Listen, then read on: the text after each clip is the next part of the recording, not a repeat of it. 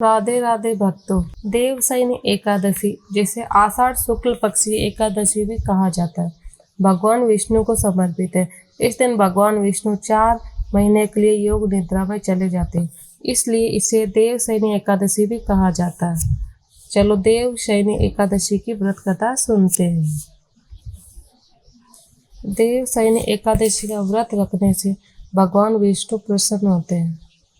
तो चलो हम शुरू करते हैं।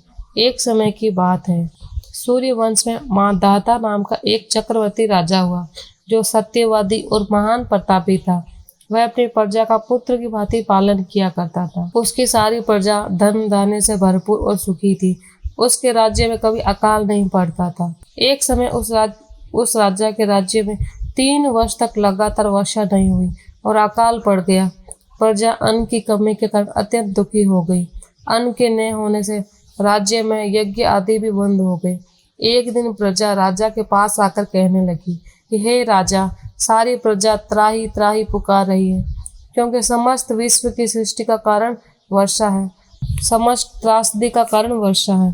वर्षा के अभाव से अकाल पड़ गया है। अकाल के कारण प्रजा मर रही है, हमारे पशु मर रहे हैं। इसलिए हे राजन, कोई ऐसा उपाय बताओ जिससे प्रजा का कष्ट दूर हो जाए। राजा मैदानता कहने लगे, आप लोग ठीक कह रहे हैं, वर्षा से ही अन्न उत्पन्न होता है। आप लोग वर्षा नहीं होने से अत्यंत दुखी हो गए हो। मैं आप लोगों के दुखों को समझता हूँ। ऐसा कहकर राजा कुछ सेना साथ लेकर वन की तरफ चला गया। वह अनेक ऋषियों के आश्रम में भ्रमण करता हुआ अंत में ब्रह्मा जी के पुत्र अंगिरा ऋषि के आश्रम में पहुंचा। वहां राजा ने घोड़े से उतरकर अंगिरा ऋषि को प्रणाम किया और उन्हें सब अपना हाल बताया। मुनि ने राजा को आशीर्वाद देकर कुशल क्षेम के साथ उनसे आश्रम में आने का कारण पूछा।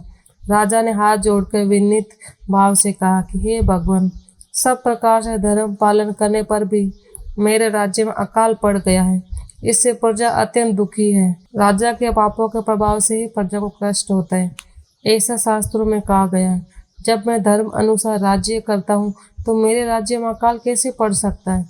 इसका क्या कारण हो सकता है? कृपया मुझे बताइए। अब मैं आपके पास इसी संदेह से छुटकारा पाने आया हूँ। कृपा करके मेरे इस संदेह को दूर कीजिए, साथ ही प्रजा के इस कष्ट को दूर करने का उपाय बताओ। इतनी बात सुनकर ऋषि कहने लगे कि हे राजन, यह सतयुग सब युगों में उत्तम होता है। इसमें धर्म को चारों जन सम्मिलित है, अर्थात इस युग में धर्म की सबसे अधिक उन्नति है। लोग ब्रह्मा की उपासना करते हैं और केवल ब्राह्मणों को ही वेद पढ़ने का अधिकार है। ब्राह्मण ही तपस्या करने का अधिकार रख सकते हैं, परंतु आपके राज्य में एक शूद्र तपस्या कर रहा है। इसी दोष के कारण आपके राज्य में वर्षा नहीं हो रही। इसलिए यदि आप प्रजा का भला चाहते हैं तो उस शूद्र का वध कर दो। इस पर राजा कहने लगे कि महाराज, मैं उस निरपराध तपस्या करने वाले शूद्र को किस तरह मार सकता हूँ? वह भी तो मेरी प्रजा का ही एक हिस्सा है। आप इस दोष से छूटने का कोई दूसरा उपाय बताइए। तब ऋषि कहने लगे कि हे राजा, यदि तुम अन्य उपाय जानना चाहते हो तो सुनो। आषाढ़ मास के शुक्ल पक्ष की देवशयनी एकादशी का विधि पूर्वक तुम व्रत करो और उस व्रत के प्रभाव से तुम्हारे राज्य में वर्षा होगी और प्रजा सुख प्राप्त करेगी, क्योंकि इस एकादशी का व्रत सब सिद्धियों को देने वाला है, समस्त उपद्रवों को नाश करने वाला है। इस एकादशी का व्रत तुम प्रजा, सेवक, मंत्रियों सहित करो। मुनि के इस वचन को सुनकर राजा अपने नगर को वापस आ गए। उसने विधि पूर्वक देवशयनी एकादशी का व्रत किया। उस व्रत के प्रभाव से वर्षा हुई और प्रजा को सुख पहुंचा। अतः इस मास की एकादशी का व्रत सब मनुष्यों को करना चाहिए। यह व्रत इस लोक में भोग और परलोक में मुक्ति को देने वाला है। इस कथा को पढ़ने से, सुनने से मनुष्य के समस्त पाप नष्ट हो जाते हैं और मनुष्य की हर मनोकामना पूर्ण होती है। राधे राधे।